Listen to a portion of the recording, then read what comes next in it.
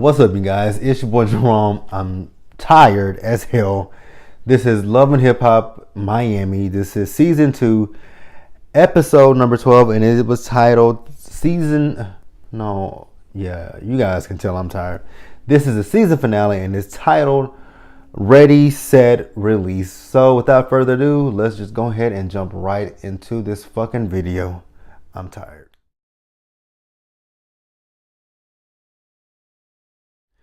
Okay, so the episode, it started out, we see Winnie the Pooh, and we see he's working with Clear Vision, the label that Bobby signed with. And we see Spectacular there. And I'm like, what the hell is going on here? Well, we see Bobby come out looking like a malnourished bull. I'm like, oh, okay. I'm still hella confused. I guess they were working on a video shoot or a photo shoot. I don't fucking know. So, Spec and Winnie the Pooh, they are talking about his bachelor party, and they're talking about Pleasure P as well. And how Pleasure P texted them about not being in the group, and also how Pleasure P went on a radio interview and he was talking about how the group is not together anymore. And they felt like Pleasure P could have just came to them and had a conversation with them about that, which I definitely agree. That is fucked up to tell your group members in a group text that you don't want to be a part of the group and then go on a radio interview and tell the whole world that y'all are not together. Like, that's bullshit. Oh God, I'm so tired. Like, what the fuck, man? Like, I don't know why Mona them put this shit on back to back. So then we see the bachelor party. Mona, how much did you pay those extras? Because half of them people I bet you them people didn't know what the fuck they were doing at that party. But we see all the fellas there. So you got Chaotic, he's there. You got Winnie the Pooh, you got Spectacular, and you have Prince, and I think there was Stuart Little that was with him. I don't remember. I really don't remember. So then, which I don't know what order I'm going to go in, but Prince, he pulls, Chaotic to the side, and he's asking Chaotic if he said, that he would fuck Liz or whatever he said last week. And then he tries to make an analogy, like, talking about how he would fuck the shit out of his sister. And Chaotic gets in his feelings and starts to leapfrog over a car. I'm like, oh my God, are you serious? There's a barricade right in front of me. Yeah. Y'all look so stupid as fuck. So then we see Pleasure P show up, and Winnie the Pooh tell him, I miss you. And Pleasure P is like, how you miss me, man? Like, I ain't even saw your daughter. Like, we supposed to be brothers. Like, we ain't brothers if I ain't met your kid. And they start crying. I'm like, oh my God, like these. I mean, I get it, but the way that they just bust out crying, I'm like, damn, these are some bitchy men. Oh God. But they do agree with one another that they are going to try to rebuild the brotherhood and get to know each other once again, because in adulthood they don't know each other. They know each other from their teenage years, but in adulthood they just don't know one another.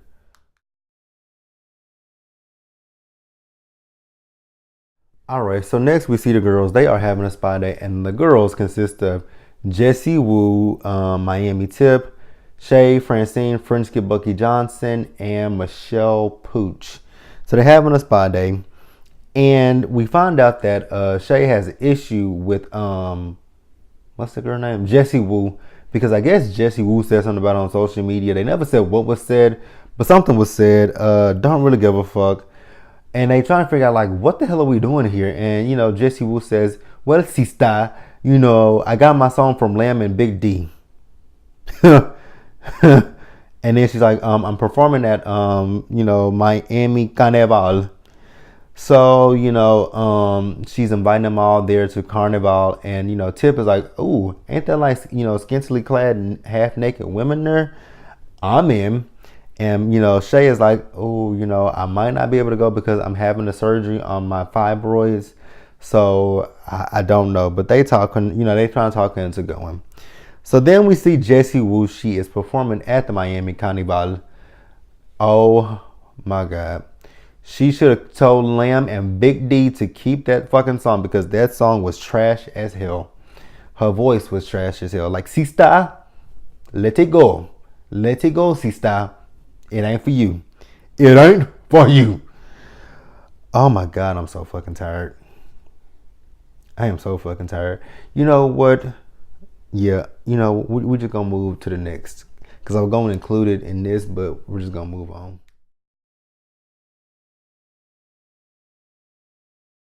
Alright, so next we see Amara and Pleasure P. They are filming a music video for their new song called Bust the Wine.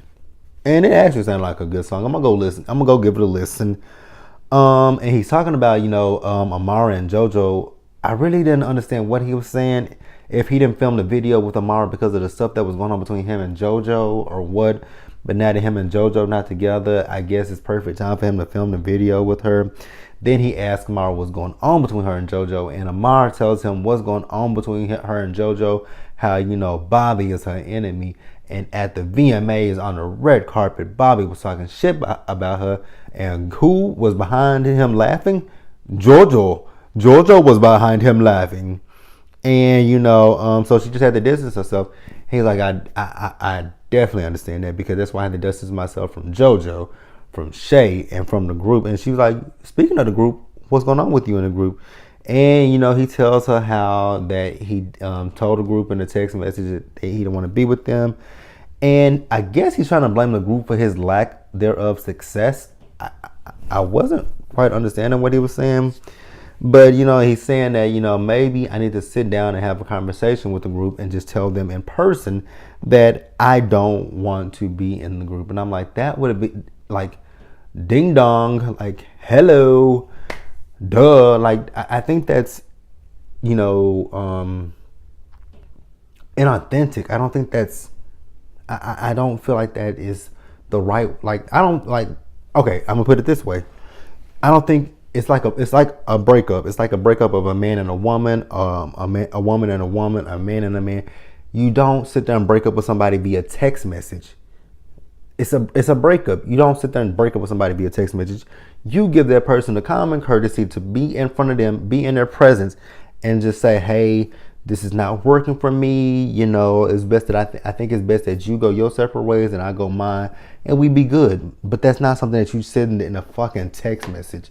So, Pleasure P, like I said, he's going to go and sit down with the boys and have a conversation with them, which he did.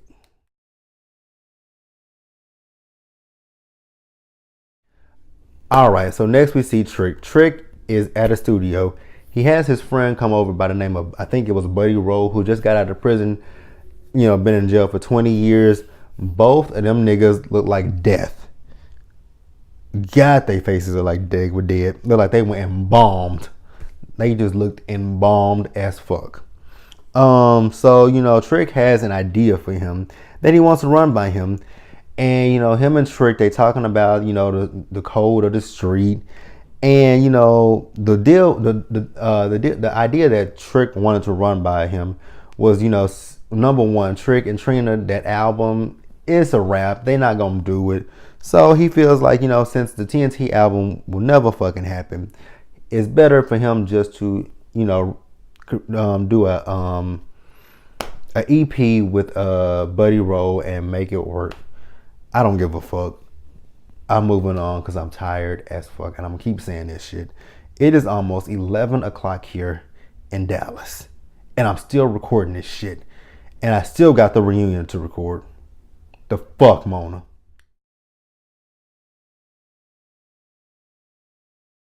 All right, you guys. So I'm gonna include this last shit together because I am so fucking tired. These performances. First, we got Helga. She was at Hialeah Pride. She was performing. She was dressed like that Spanish, emoji. If you had the iPhones, where the woman has the frilly dress, and and she's like this. That's what she looked like. And she started singing Guantanamela, and I was like, no. That sounded a trash ass mess. And then she takes the ruffled dress off, And she starts performing her song, and our boy Live was sitting there looking like, girl, what the hell is you doing? The fuck? So after the performance was over, we see Liz and we see Prince. And then we see Bobby. I'm like, oh my God. I don't have time for this bullshit. And especially on the season finale. Do not have time for it. But, surprisingly, they didn't get into no drama with one another. But Bobby, once again, was being fucking messy. And he decided to tell Prince what Chaotic said about him fucking Liz. I'm like, Bobby, can you ever go 5 minutes without being fucking messy? Like, that shit is childish as hell. So then we see Trina. Trina is performing a song from her new album. And I like that song. I'm going to check out that song too. It was called New Thing, I believe. Then we see Veronica kissing Trina's ass and whatnot. And, we see Trick come over. And, Trina's like, you know what? I got a bone to pick with you. And, Trick is like, you know what? Now Trick wants to work with Trina. And I'm like, oh. But in the beginning of the season, Trina was begging you to work with her and you were turning her down. But now you want to work on your time. Trick gets on my fucking nerves. Oh, God. So then Joy is sitting there as well.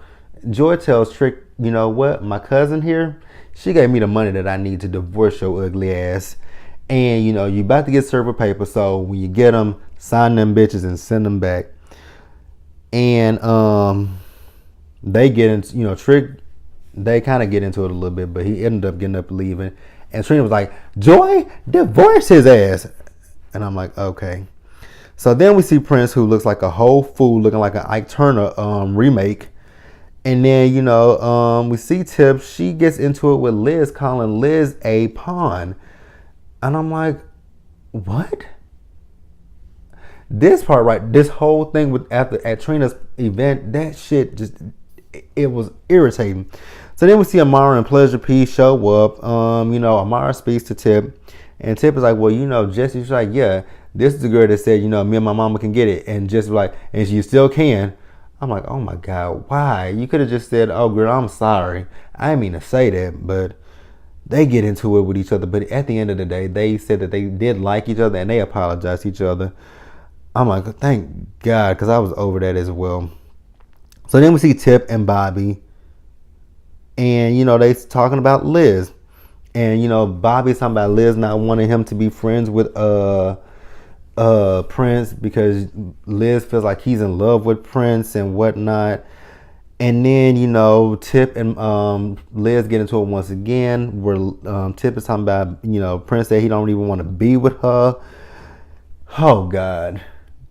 And then, Prince comes back and he's all emotional about his friendship with Bobby and Tip and his relationship with Liz. I'm done. That was Love and Hip Hop Miami. Like the video, leave your comments, subscribe to the channel, and I will see you guys later. I'm gonna see you guys in just a second for the reunion, and I'm done with that shit. I'm tired. What the fuck? It's like literally almost fucking 11 o'clock here in Dallas. Mona, like, I would feel so bad for Roxanne in Atlanta if she filmed her videos the night of the shows. I would feel so bad for her because it's 11 o'clock here almost. It's almost midnight in Atlanta. I would feel so bad for my girl Roxanne. But I'm gonna see you guys in just a minute for the reunion.